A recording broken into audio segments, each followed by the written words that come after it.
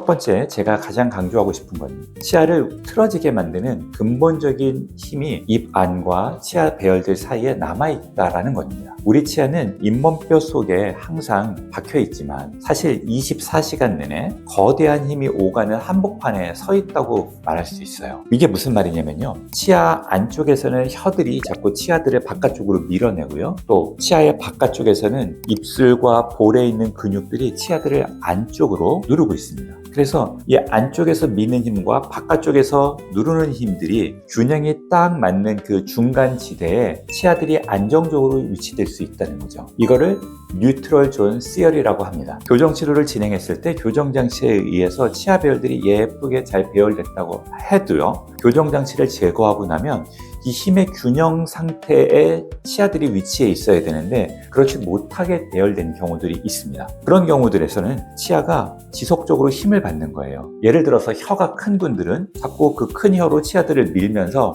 치아들의 틈새가 벌어지게 되는 그런 재발 현상이 나타날 수가 있겠죠. 또 침을 삼킬 때 혀가 앞니를 이렇게 미는 분들이라든가 또는 혀를 내미는 습관이 있던 분들이나 구호흡 습관이 있는 분들, 이런 분들은 자꾸 치아들이 벌어지게끔 힘을 가하는 상황이 있다라고 우리가 볼 수 있는 거예요. 특히 혀 근육은 생각보다 힘이 정말 세서요, 우리가 하루에 침을 몇 번 삼키는지 아세요? 못해도 수백 번, 수천 번은 아마 침을 삼키고 물도 마시고 음식을 먹죠. 이렇게 굉장히 많은 횟수 동안 치아들에게 혀가 힘을 가하게 되면 치아가 그 위치에서 안정적으로 유지되기 어려울 수 있습니다. 그렇기 때문에 우리가 이제 유지장치라는 걸 하게 되지만 이 유지장치라는 게 시간이 지나면 변형이 올 수도 있고, 유지장치를 고정식으로 붙여놨던 것들이 치아에서 떨어질 수도 있고요.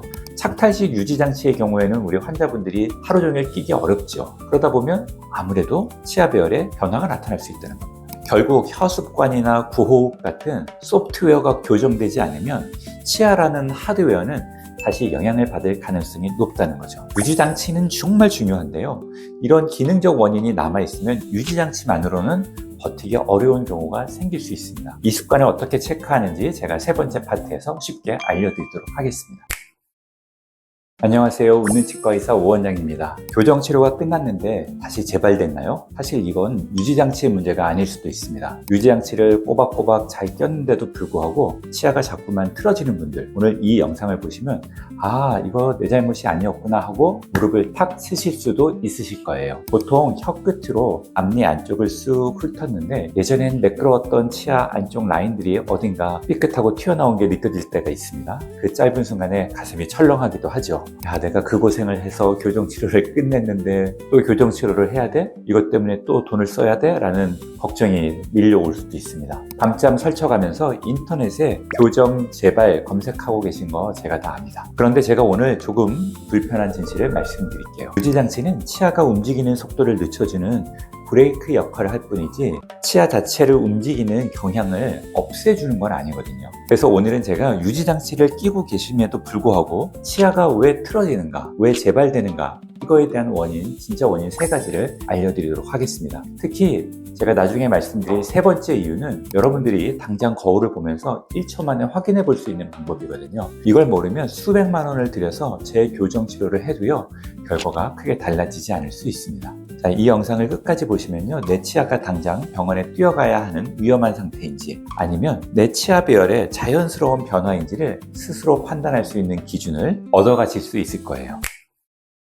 마지막 세 번째는 이제 좀 들으시면 허무할 수도 있습니다. 이건 자연스러운 노화와 생리적 변화입니다. 많은 분들이 교정이 딱 끝나면요, 그 예쁜 치아 배열 상태가 그대로 시간이 흘러도 변하지 않을 거라고 기대를 합니다. 비싼 비용과 시간을 들였으니까 내가 늙어도 나이가 들어도 치아 배열이 그대로 갈 거라고 기대를 하는 거죠. 그 심정 충분히 이해가 됩니다. 근데 우리 몸에서 시간의 변화가 없는 것이 있을까요? 나이가 들면 따라서 얼굴에 주름도 생기고 피부가 처지고 이런 것처럼 치아와 잇몸뼈도 노화와 생리적 변화 과정들을 겪게 됩니다. 저는 이걸 스냅샷과 영화의 차이라고도 설명을 드리긴 하는데요, 교정이 끝나고 찍은 그 순간의 사진은 인생에서 가장 가지런한 한 장면을 포착한 사진인 거죠. 하지만 우리의 삶은 영화처럼 흘러가지 않습니까? 나이가 들면서 잇몸뼈가 안 좋아지면 치아 배열이 틀어질 수 있는 거죠. 또한 치아들은 자꾸 앞쪽으로 이렇게 쏠리려는 경향들이 있습니다. 특히 이건 교합을 할 때 음식을 씹거나 하는 저작 활동에 의해서 그 저장력들이, 씹는 힘들이 치아들의 접촉점 등을 통해서 자꾸 치아의 앞쪽으로 전달된다는 건데요.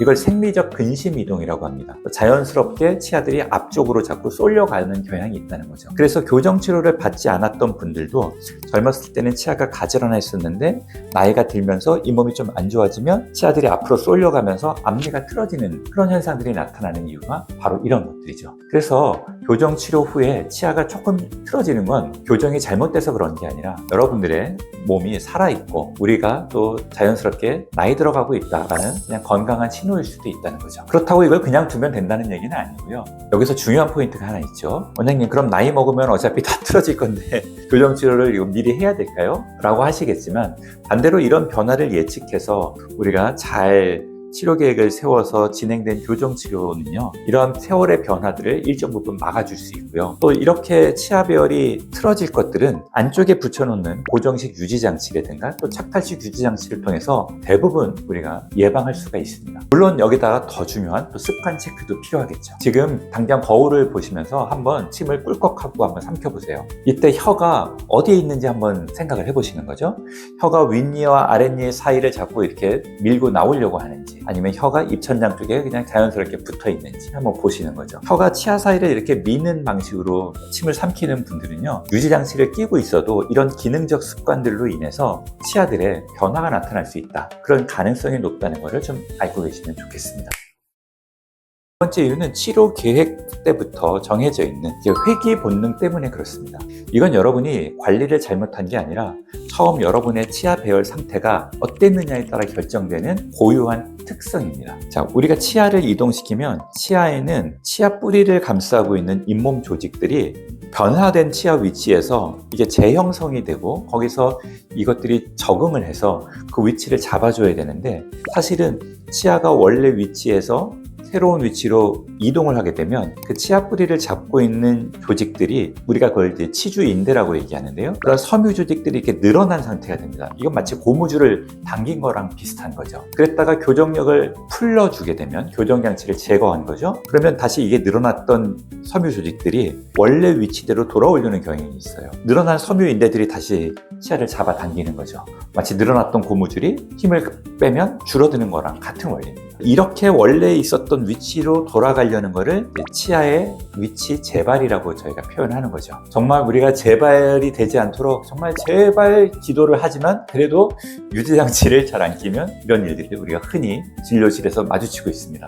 솔직히 더 말씀드리자면요, 이동 범위가 크면 클수록 이 재발되는 경향이 큽니다. 그리고 치아가 많이 삐뚤어져 있고 회전돼 있던 분들이 재발되는 경향이 크죠. 우리가 벌어졌던 치아를 모아놔도 마찬가지로 다시 벌어지는 것들도 이런 재발 경향 때문에 그렇습니다. 그래서 이런 걸 막기 위해서 유지장치를 하지만, 유지장치를 했다 그래서 이 재발 현상들이 완전히 사라지는 건 아닙니다. 유지장치가 잡아주고 있는 동안에는 괜찮지만 유지장치가 없는 동안에는 다시 재발되려는 경향들이 나타날 수 있다는 거죠.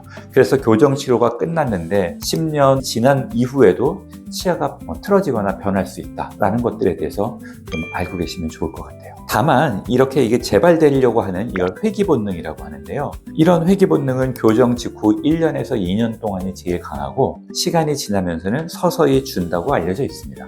그래서 교정 치료가 끝났을 때 초기 1년에서 2년 정도 시기를 잘 버티는 게 너무 중요한데요, 여러분들의 치아가 많이 이동한 그런 발치 교정을 했던 그런 경우라고 하면, 혹은 굉장히 삐뚤빼뚤했던 치아라고 한다고 하면 재발되는 경향이 내가 더 강할 수 있으니까 교정 치료가 끝나고 나서 한 1년, 2년 정도는 아주 타이트하게 유지 관리를 잘 하자. 치과에서 알려준 대로 유지장치를 착용을 잘 하고, 또 유지장치가 탈락되거나 변형되지 않도록 관리도 잘 하는 것들이 아주 중요한 일입니다.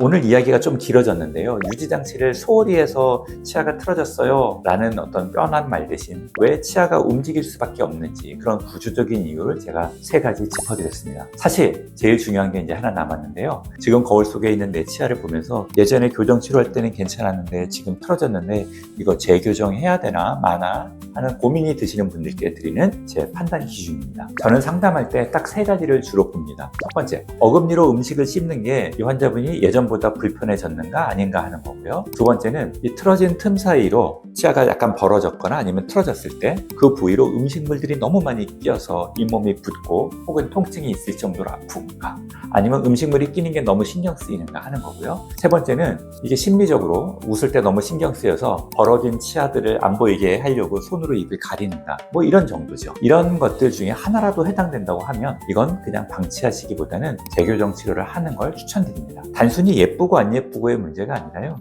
이런 틀어진 치아들 때문에 잇몸이 안 좋아질 수 있고 또 다른 치아들까지 안 좋은 영향들이 전달될 수 있기 때문에 그렇습니다. 반대로 기능에 문제 없고 남들이 눈치채지 못할 정도로 뭐 살짝 벌어지거나 틀어진 거라고 하면 너무 스트레스 안 받으셨으면 좋겠습니다. 그냥 사셔도 괜찮고요. 그건 우리들의 인생이 자연스럽게 흘러가는 과정이라고 생각하시면 어떨까요? 오늘 제 이야기가 재교정 치료를 받을까 말까 막 걱정했던 마음을 조금이나마 진정시켜 드릴 수 있으면 좋겠습니다. 물론 이건 아주 일반적인 이야기들을 제가 드린 거고요. 사람마다 치아 배열 상태나 입안 상태는 다 다를 수가 있습니다. 그래서 혹시 내 치아는 이런 식으로 벌어졌는데 이것도 재발된 건가요? 라고 하는 그런 궁금증들이 있을 수 있거든요. 그러면 근처 치과에 방문하셔서 한번 상담을 받아보시는 걸 권장해 드리고 싶습니다. 저는 다음 영상에서 더 솔직한 치과 이야기로 돌아오겠습니다. 시청해 주셔서 감사합니다.